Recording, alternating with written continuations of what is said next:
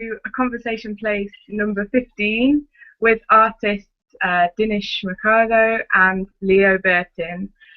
They've already had a bit of a chat, so we're going to pick up where we left off and talk about soup and everything else that we need to talk about. So over to you guys. Hi. Hi, Hi, thank you. How are you? I'm very good. Thanks so much. Good morning. No worries. Um, I was, uh, from what we already talked about with each other. Uh, this is my second conversation place, and for me, it's very interesting that sometimes the departing point is not exactly the place where the works of the people necessarily match. Like the more evident departing point is not where the works match more.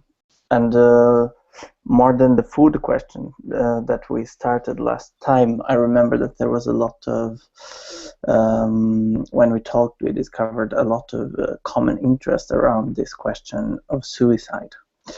Um, so maybe I would propose you to start there, and I would ask you, where does this encounter your work? And how is that you articulate this with the question of food in your work? Yeah, uh, I guess all the work that I make really is about creating a structure to invite anyone to have a conversation about a particular topic that is really complex. So when I've explored the idea of suicide, really I've started from my really personal experience of it in my family with my grandmother.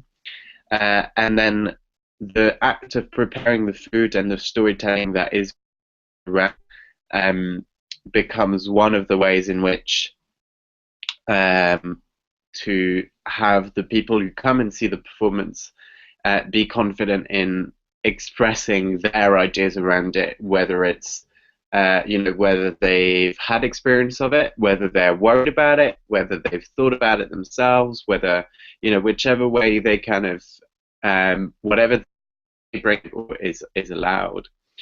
And I guess the other thing that I became really interested in when I was working, particularly on my last show, The Midnight Soup, was um, um, there's a festival that happens in Brighton and Manchester called Sick Festival, which deals with, I guess, health in the kind of broadest possible sense in contemporary art. And last year they did quite a few things around suicide. Or was it the year before?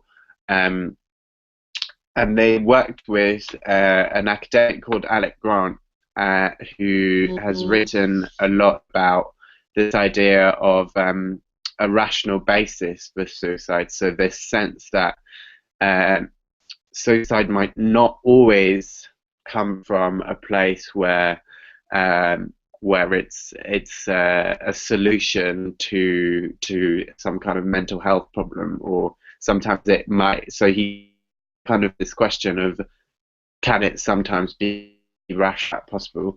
And that's something that I found really kind of fascinating as a question, particularly in light of specifically using or thinking about suicide in older people. Um, Mhm. that was the question that I was just really interested in asking. And I guess the key thing about the work that I've made is that it's not about being prescriptive. It's not about saying, I think this idea is really right, or I think this idea is the best, or is the most interesting. It's about going, okay, here's a set of ideas. Where do we go from there?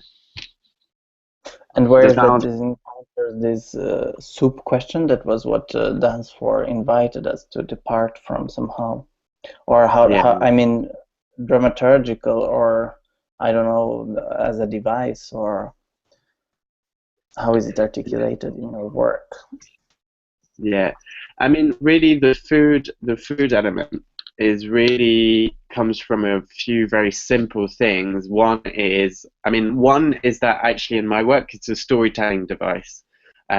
So there's this spoiler, I guess, that I'm about to say. So anyone planning on coming to see the show, maybe shouldn't listen to this. So the midnight soup, which is the kind of soup that I make, which is a German soup, it's this particular soup because there's also an expression in French, and I'm French, which is le bouillon de 11 heures, which means the 11th hour broth, so which is a kind of metaphor for poison. And my grandmother would always get the two wrong, so she'd say the midnight soup when she meant the 11th hour broth. So I sort of tell the story of that and that mistake. So so it's a storytelling device. Then the other thing that it is that it's also very much about a group of people who've never met before doing it together.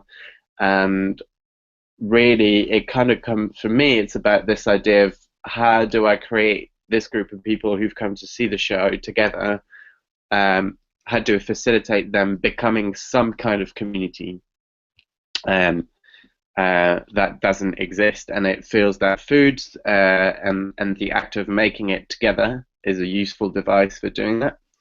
And then I guess the third point that I want to make about the food is that it's also a way of making my practice really accessible. So there's something that might put you off with this idea that it's a show that you have to participate in, that it involves discussion, or that it's about a difficult topic, or that it's kind of fragmented, so it doesn't necessarily have a kind of really neat structure. But actually you say to someone, but actually there's this kind of meal experience, and then you're able to actually interact with a much broader range of people than you would, or that I would anyway, normally as a contemporary theatre maker or live artist. I'm very so what I'm doing here in Nottingham, just to start maybe, is that so I'm kind of doing a pause.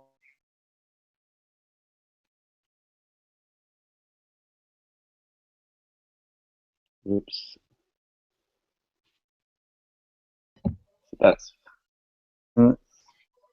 the Dance Floor has invited me to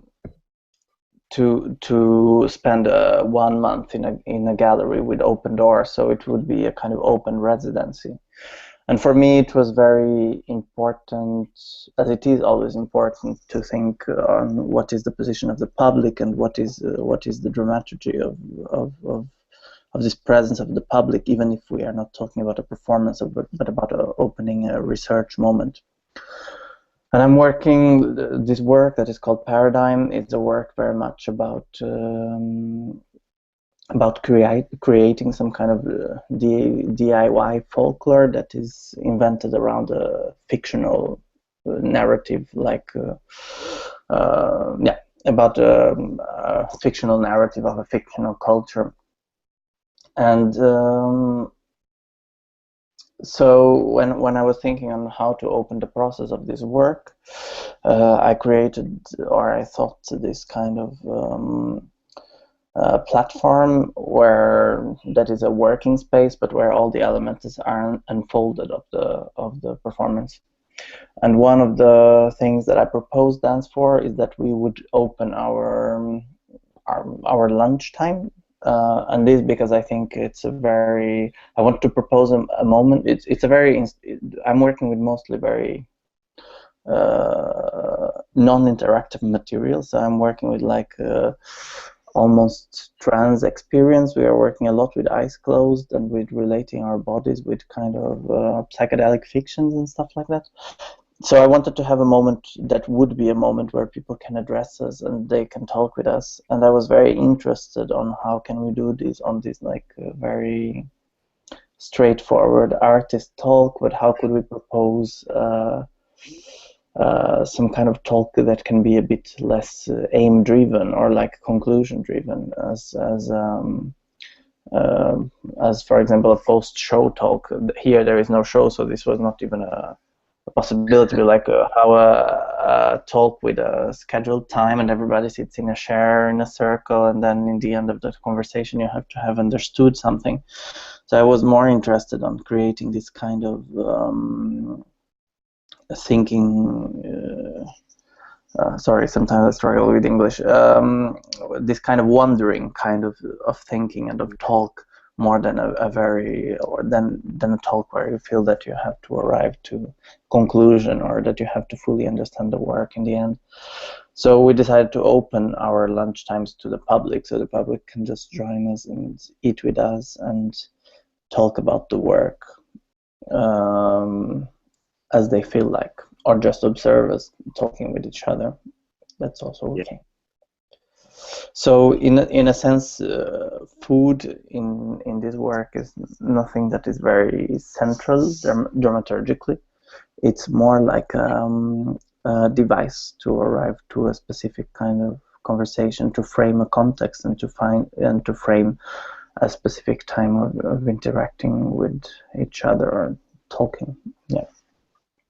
There's something really interesting in that. I think in a way, it's kind of, you can think of I guess, so there's the work. So the work that I make a lot of the time, the Midnight Soup specifically, doesn't exist without an audience, very literally, in that the audience and engaging in a discussion with it is what makes the performance. But then on the other end, there's also work, a lot of work that people make, that I've made, which is very much about putting a show in front of an audience, and there's very much this, fourth wall or no fourth wall. There's this kind of very different relationship where it's, here's me, the performer, and here's you, the audience.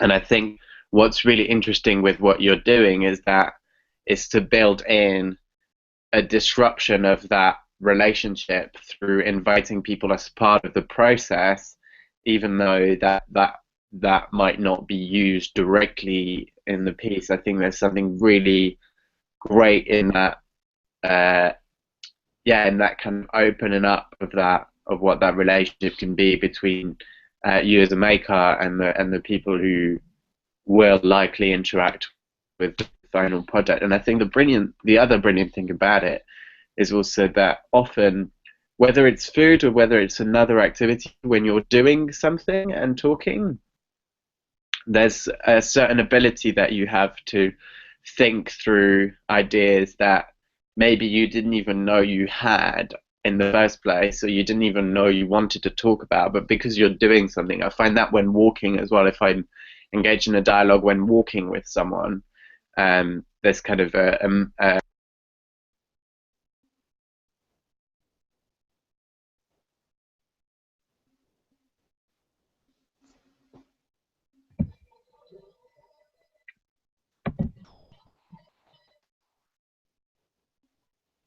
Have we lost Leo?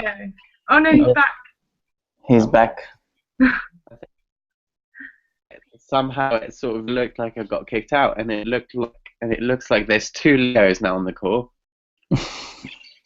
which is interesting. Anyway, so yeah, I was just talking about food as a way to think through things, basically.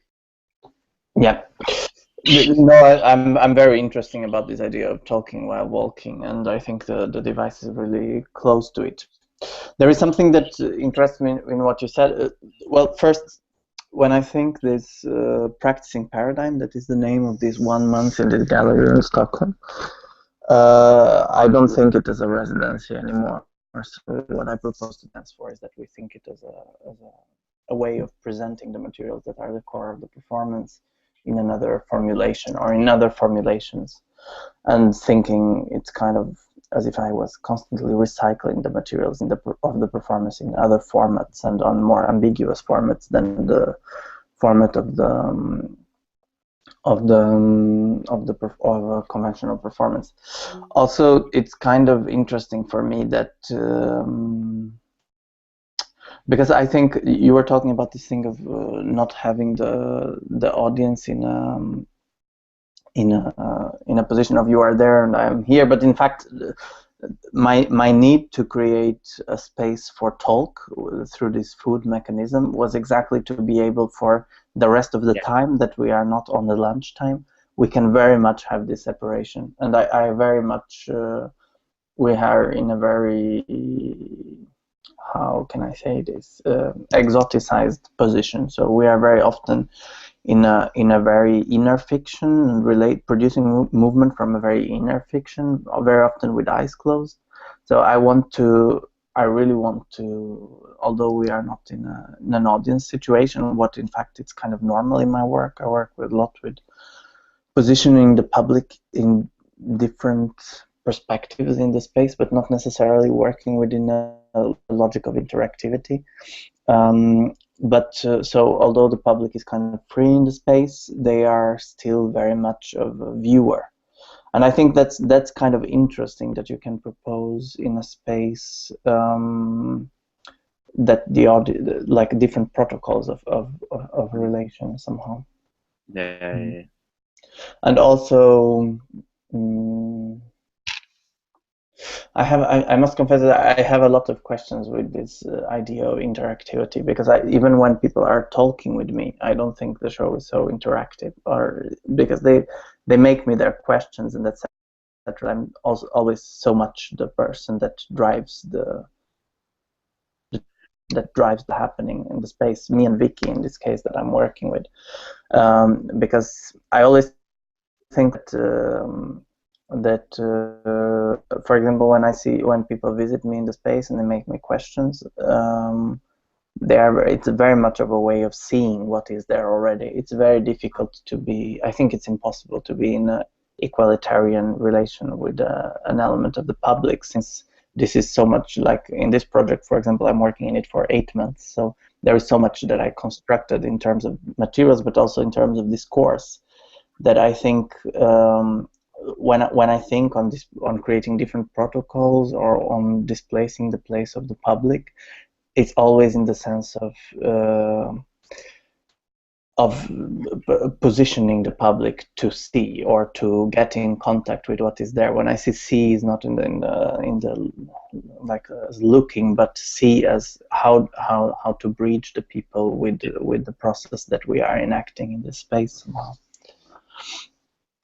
It's a really interesting question, and it's something that I've played a lot with in the Midnight Soup, in how logically constructed is that there does come a point where it's not about me anymore, and there's kind of very simple devices again where the place where like the food goes into the pot in which it's being made is slightly off the table, so people are encouraged to talk amongst each other as well, and then there's kind of two parts to it. There's a part which is very much about me and it's about storytelling, and then the conversation in between the kind of different bits of storytelling are very much about coming back to me as the kind of central figure.